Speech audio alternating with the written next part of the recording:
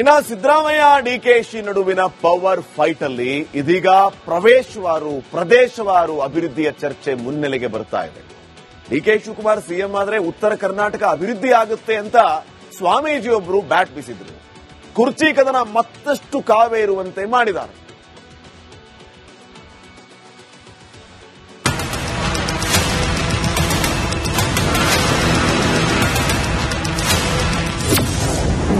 CM ಕುರ್ಚಿ ಫೈಟ್ನಲ್ಲಿ ಉತ್ತರ Karnataka agenda. DKShi CM ಆದ್ರೆ ಹಿಂದುಳಿದ ನಾಡು ಅಭಿವೃದ್ಧಿ ಆಗುತ್ತಾ?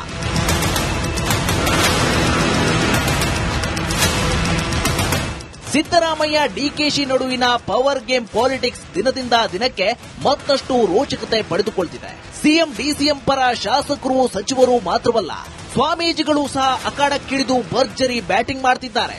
ನಮ್ಮ ಸಮುದಾಯದ ನಾಯಕನೇ ರಾಜ್ಯದ ನಂಬರ್ ಆಗಬೇಕೆಂದು ಹಠಕ್ಕೆ ಬಿದ್ದಿದ್ದಾರೆ. ಇಷ್ಟು ದಿನ ಸಮುದಾಯಗಳ ನಡುವೆ ನಡೆಯುತ್ತಿದ್ದ ಸಿಎಂ ಕುರ್ಚಿ ಸಂಘರ್ಷಕ್ಕೆ ಮನಗೂಳಿಯ ಸಂಘಬಸವ ಸ್ವಾಮೀಜಿ ಪ್ರಾದೇಶಿಕತೆಯ ಹೊಸ ಆಯಾಮ ನೀಡಿದ್ದಾರೆ.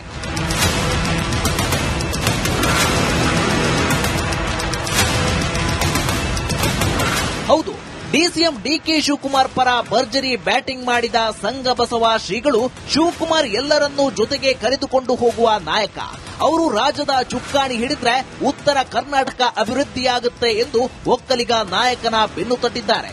ಯಾಕೆ ನಮ್ಗೆ ನಾವು ಪ್ರತ್ಯೇಕ ರಾಜ್ಯ ಆಗ್ಲಂದಿನಂದ್ರೆ ಈ ಸಂದರ್ಭದಾಗ ನಮ್ಗೇನೋ ಅಭಿವೃದ್ಧಿ ಇಲ್ಲ. ಅಡ್ಡಾಡಕ ಪ್ರತಿಯೊಬ್ಬ ಹಳ್ಳಿಗಳದಾಗ ಏನಪ್ಪಾ ಅನ್ನೋ ಒಂದು ನೋವು ಐತಿ.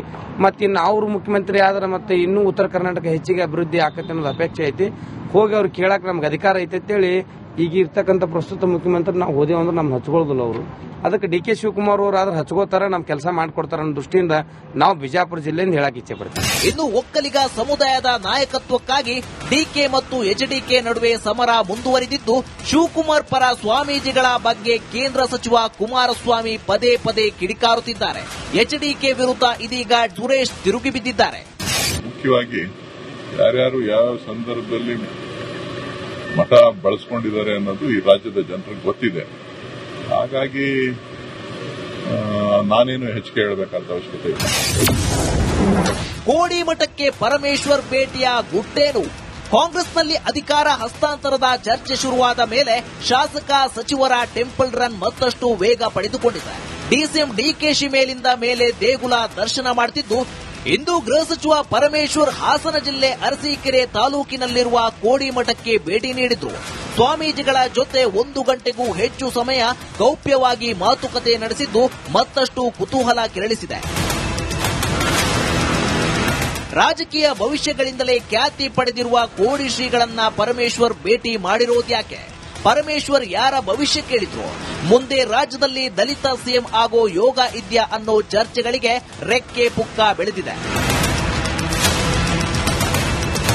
News desk, republic Kannada. ಇನ್ನು ಸಿದ್ದರಾಮಯ್ಯ ಡಿಕೆಶಿ ನಡುವಿನ ಪವರ್ ಫೈಟ್ ಅಲ್ಲಿ ಇದೀಗ ಪ್ರದೇಶವಾರು ಅಭಿವೃದ್ಧಿಯ ಚರ್ಚೆ ಮುನ್ನೆಲೆಗೆ ಬರ್ತಾ ಇದೆ. ಡಿಕೆ ಶಿವಕುಮಾರ್ ಸಿಎಂ ಆದ್ರೆ ಉತ್ತರ ಕರ್ನಾಟಕ ಅಭಿವೃದ್ಧಿ ಆಗುತ್ತೆ ಅಂತ ಸ್ವಾಮೀಜಿಯೊಬ್ಬರು ಬ್ಯಾಟ್ ಬೀಸಿದ್ರು. ಕುರ್ಚಿ ಕದನ ಮತ್ತಷ್ಟು ಕಾವೇರುವಂತೆ ಮಾಡಿದ್ದಾರೆ.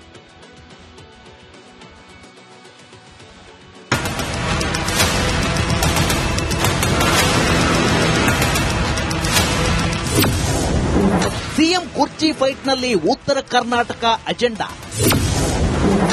ಡಿಕೆಶಿ ಸಿಎಂ ಆದ್ರೆ ಹಿಂದುಳಿದ ನಾಡು ಅಭಿವೃದ್ಧಿ ಆಗುತ್ತಾ?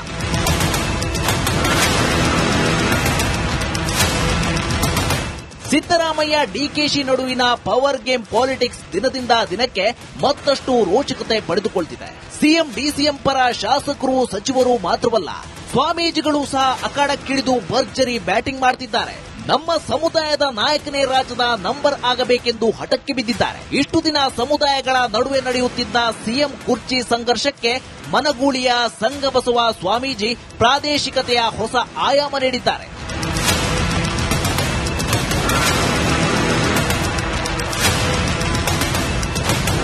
ಹೌದು, ಡಿಸಿಎಂ ಡಿಕೆ ಶಿವಕುಮಾರ್ ಪರ ಭರ್ಜರಿ ಬ್ಯಾಟಿಂಗ್ ಮಾಡಿದ ಸಂಘಬಸವ ಶ್ರೀಗಳು ಶಿವಕುಮಾರ್ ಎಲ್ಲರನ್ನೂ ಜೊತೆಗೆ ಕರೆದುಕೊಂಡು ಹೋಗುವ ನಾಯಕ. ಅವರು ರಾಜ್ಯದ ಚುಕ್ಕಾಣಿ ಹಿಡಿದ್ರೆ ಉತ್ತರ ಕರ್ನಾಟಕ ಅಭಿವೃದ್ಧಿಯಾಗುತ್ತೆ ಎಂದು ಒಕ್ಕಲಿಗ ನಾಯಕನ ಬೆನ್ನು ತಟ್ಟಿದ್ದಾರೆ. ಯಾಕೆ ನಮ್ಗೆ ಈಗ ನಾವು ಪ್ರತ್ಯೇಕ ರಾಜ್ಯ ಆಗ್ಲಂದಿನಂದ್ರೆ ಈ ಸಂದರ್ಭದಾಗ ನಮ್ಗೇನೂ ಅಭಿವೃದ್ಧಿ ಇಲ್ಲ. ಅಡ್ಡಾಡಕ ಪ್ರತಿಯೊಬ್ಬ ಹಳ್ಳಿಗಳದಾಗ ಏನಪ್ಪಾ ಅನ್ನೋ ಒಂದು ನೋವು ಐತಿ. ಮತ್ತೆ ಇನ್ನು ಅವ್ರು ಮುಖ್ಯಮಂತ್ರಿ ಆದ್ರೆ ಮತ್ತೆ ಇನ್ನೂ ಉತ್ತರ ಕರ್ನಾಟಕ ಹೆಚ್ಚಿಗೆ ಅಭಿವೃದ್ಧಿ ಆಕತ್ತೆ ಅನ್ನೋದು ಅಪೇಕ್ಷೆ ಐತಿ. ಹೋಗಿ ಅವ್ರು ಕೇಳಕ್ ನಮ್ಗೆ ಅಧಿಕಾರ ಐತೆ ಅಂತೇಳಿ ಈಗ ಇರ್ತಕ್ಕಂಥ ಪ್ರಸ್ತುತ ಮುಖ್ಯಮಂತ್ರಿ ನಾವು ಹೋದೇವು ಅಂದ್ರೆ ನಮ್ಗೆ ಹಚ್ಕೊಳ್ಳೋದಿಲ್ಲ ಅವರು. ಅದಕ್ಕೆ ಡಿ ಕೆ ಶಿವಕುಮಾರ್ ಅವರು ಆದ್ರೆ ಹಚ್ಕೋತಾರ, ನಮ್ ಕೆಲಸ ಮಾಡ್ಕೊಡ್ತಾರ ಅನ್ನೋ ದೃಷ್ಟಿಯಿಂದ ನಾವು ಬಿಜಾಪುರ ಜಿಲ್ಲೆಯಿಂದ ಹೇಳಕ್ ಇಚ್ಛೆ ಪಡ್ತೀವಿ. ಇನ್ನು ಒಕ್ಕಲಿಗ ಸಮುದಾಯದ ನಾಯಕತ್ವಕ್ಕಾಗಿ ಡಿಕೆ ಮತ್ತು ಎಚ್ಡಿಕೆ ನಡುವೆ ಸಮರ ಮುಂದುವರಿದಿದ್ದು, ಶಿವಕುಮಾರ್ ಪರ ಸ್ವಾಮೀಜಿಗಳ ಬಗ್ಗೆ ಕೇಂದ್ರ ಸಚಿವ ಕುಮಾರಸ್ವಾಮಿ ಪದೇ ಪದೇ ಕಿಡಿಕಾರುತ್ತಿದ್ದಾರೆ. ಎಚ್ಡಿಕೆ ವಿರುದ್ಧ ಇದೀಗ ಸುರೇಶ್ ತಿರುಗಿ ಬಿದ್ದಿದ್ದಾರೆ. ಮುಖ್ಯವಾಗಿ ಯಾರ್ಯಾರು ಯಾವ ಸಂದರ್ಭದಲ್ಲಿ ಮಠ ಬಳಸ್ಕೊಂಡಿದ್ದಾರೆ ಅನ್ನೋದು ಈ ರಾಜ್ಯದ ಜನರಿಗೆ ಗೊತ್ತಿದೆ. ಹಾಗಾಗಿ ನಾನೇನು ಹೆಚ್ಚಿಗೆ ಹೇಳಬೇಕಾದ ಅವಶ್ಯಕತೆ ಇಲ್ಲ.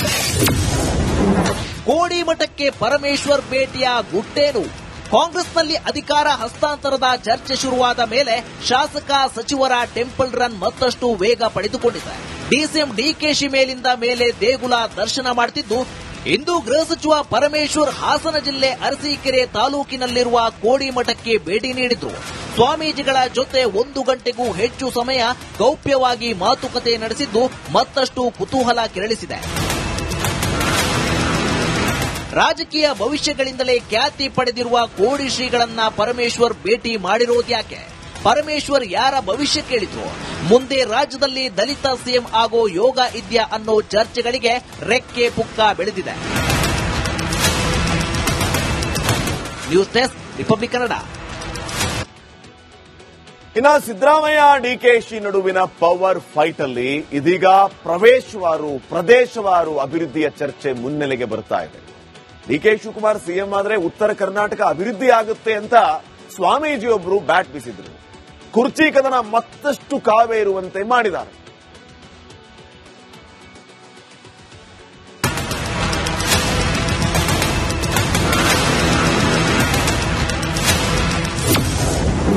ಸಿಎಂ ಕುರ್ಚಿ ಫೈಟ್ನಲ್ಲಿ ಉತ್ತರ ಕರ್ನಾಟಕ ಅಜೆಂಡಾ. ಡಿಕೆಶಿ ಸಿಎಂ ಆದ್ರೆ ಹಿಂದುಳಿದ ನಾಡು ಅಭಿವೃದ್ಧಿ ಆಗುತ್ತಾ?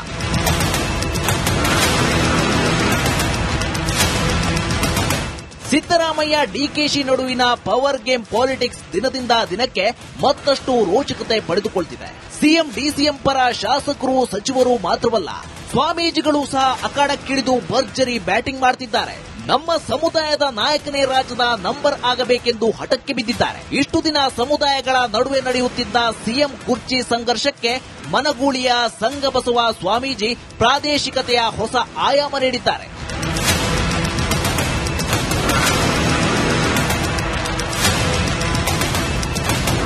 ಹೌದು, ಡಿಸಿಎಂ ಡಿಕೆ ಶಿವಕುಮಾರ್ ಪರ ಭರ್ಜರಿ ಬ್ಯಾಟಿಂಗ್ ಮಾಡಿದ ಸಂಘಬಸವ ಶ್ರೀಗಳು, ಶಿವಕುಮಾರ್ ಎಲ್ಲರನ್ನೂ ಜೊತೆಗೆ ಕರೆದುಕೊಂಡು ಹೋಗುವ ನಾಯಕ. ಅವರು ರಾಜ್ಯದ ಚುಕ್ಕಾಣಿ ಹಿಡಿದ್ರೆ ಉತ್ತರ ಕರ್ನಾಟಕ ಅಭಿವೃದ್ಧಿಯಾಗುತ್ತೆ ಎಂದು ಒಕ್ಕಲಿಗ ನಾಯಕನ ಬೆನ್ನು ತಟ್ಟಿದ್ದಾರೆ. ಯಾಕೆ ನಮ್ಗೆ ಈಗ ನಾವು ಪ್ರತ್ಯೇಕ ರಾಜ್ಯ ಆಗ್ಲಂದಿನಂದ್ರೆ ಈ ಸಂದರ್ಭದಾಗ ನಮ್ಗೇನೂ ಅಭಿವೃದ್ಧಿ ಇಲ್ಲ. ಅಡ್ಡಾಡಕ ಪ್ರತಿಯೊಬ್ಬ ಹಳ್ಳಿಗಳದಾಗ ಏನಪ್ಪಾ ಅನ್ನೋ ಒಂದು ನೋವು ಐತಿ. ಮತ್ತೆ ಇನ್ನು ಅವ್ರು ಮುಖ್ಯಮಂತ್ರಿ ಆದ್ರೆ ಮತ್ತೆ ಇನ್ನೂ ಉತ್ತರ ಕರ್ನಾಟಕ ಹೆಚ್ಚಿಗೆ ಅಭಿವೃದ್ಧಿ ಆಕತ್ತೆ ಅನ್ನೋದು ಅಪೇಕ್ಷೆ ಐತಿ. ಹೋಗಿ ಅವ್ರು ಕೇಳಕ್ ನಮ್ಗೆ ಅಧಿಕಾರ ಐತೆ ಅಂತೇಳಿ ಈಗ ಇರ್ತಕ್ಕಂಥ ಪ್ರಸ್ತುತ ಮುಖ್ಯಮಂತ್ರಿ ನಾವು ಹೋದೇವು ಅಂದ್ರೆ ನಮ್ಗೆ ಹಚ್ಕೊಳ್ಳೋದಿಲ್ಲ ಅವರು. ಅದಕ್ಕೆ ಡಿ ಕೆ ಶಿವಕುಮಾರ್ ಅವರು ಆದ್ರೆ ಹಚ್ಕೋತಾರ, ನಮ್ ಕೆಲಸ ಮಾಡ್ಕೊಡ್ತಾರ ಅನ್ನೋ ದೃಷ್ಟಿಯಿಂದ ನಾವು ಬಿಜಾಪುರ ಜಿಲ್ಲೆಯಿಂದ ಹೇಳಕ್ ಇಚ್ಛೆ ಪಡ್ತೀವಿ. ಇನ್ನು ಒಕ್ಕಲಿಗ ಸಮುದಾಯದ ನಾಯಕತ್ವಕ್ಕಾಗಿ ಡಿಕೆ ಮತ್ತು ಎಚ್ಡಿಕೆ ನಡುವೆ ಸಮರ ಮುಂದುವರಿದಿದ್ದು, ಶಿವಕುಮಾರ್ ಪರ ಸ್ವಾಮೀಜಿಗಳ ಬಗ್ಗೆ ಕೇಂದ್ರ ಸಚಿವ ಕುಮಾರಸ್ವಾಮಿ ಪದೇ ಪದೇ ಕಿಡಿಕಾರುತ್ತಿದ್ದಾರೆ. ಎಚ್ಡಿಕೆ ವಿರುದ್ಧ ಇದೀಗ ಸುರೇಶ್ ತಿರುಗಿ ಬಿದ್ದಿದ್ದಾರೆ. ಮುಖ್ಯವಾಗಿ ಯಾರ್ಯಾರು ಯಾವ ಸಂದರ್ಭದಲ್ಲಿ ಮಠ ಬಳಸ್ಕೊಂಡಿದ್ದಾರೆ ಅನ್ನೋದು ಈ ರಾಜ್ಯದ ಜನರಿಗೆ ಗೊತ್ತಿದೆ. ಹಾಗಾಗಿ ನಾನೇನು ಹೆಚ್ಚಿಗೆ ಹೇಳಬೇಕಾದ ಅವಶ್ಯಕತೆ ಇಲ್ಲ. ಕೋಡಿ ಮಠಕ್ಕೆ ಪರಮೇಶ್ವರ್ ಭೇಟಿಯ ಗುಟ್ಟೇನು? ಕಾಂಗ್ರೆಸ್ನಲ್ಲಿ ಅಧಿಕಾರ ಹಸ್ತಾಂತರದ ಚರ್ಚೆ ಶುರುವಾದ ಮೇಲೆ ಶಾಸಕ ಸಚಿವರ ಟೆಂಪಲ್ ರನ್ ಮತ್ತಷ್ಟು ವೇಗ ಪಡೆದುಕೊಂಡಿದೆ. ಡಿಸಿಎಂ ಡಿಕೆಶಿ ಮೇಲಿಂದ ಮೇಲೆ ದೇಗುಲ ದರ್ಶನ ಮಾಡುತ್ತಿದ್ದು, ಇಂದು ಗೃಹ ಸಚಿವ ಪರಮೇಶ್ವರ್ ಹಾಸನ ಜಿಲ್ಲೆ ಅರಸೀಕೆರೆ ತಾಲೂಕಿನಲ್ಲಿರುವ ಕೋಡಿ ಮಠಕ್ಕೆ ಭೇಟಿ ನೀಡಿದ್ರು. ಸ್ವಾಮೀಜಿಗಳ ಜೊತೆ 1 ಗಂಟೆಗೂ ಹೆಚ್ಚು ಸಮಯ ಗೌಪ್ಯವಾಗಿ ಮಾತುಕತೆ ನಡೆಸಿದ್ದು ಮತ್ತಷ್ಟು ಕುತೂಹಲ ಕೆರಳಿಸಿದೆ. ರಾಜಕೀಯ ಭವಿಷ್ಯಗಳಿಂದಲೇ ಖ್ಯಾತಿ ಪಡೆದಿರುವ ಕೋಡಿ ಶ್ರೀಗಳನ್ನ ಪರಮೇಶ್ವರ್ ಭೇಟಿ ಮಾಡಿರೋದ್ಯಾಕೆ? ಪರಮೇಶ್ವರ್ ಯಾರ ಭವಿಷ್ಯ ಕೇಳಿದ್ರು? ಮುಂದೆ ರಾಜ್ಯದಲ್ಲಿ ದಲಿತ ಸಿಎಂ ಆಗೋ ಯೋಗ ಇದೆಯಾ ಅನ್ನೋ ಚರ್ಚೆಗಳಿಗೆ ರೆಕ್ಕೆ ಪುಕ್ಕ ಬೆಳೆದಿದೆ. News desk, republic Kannada.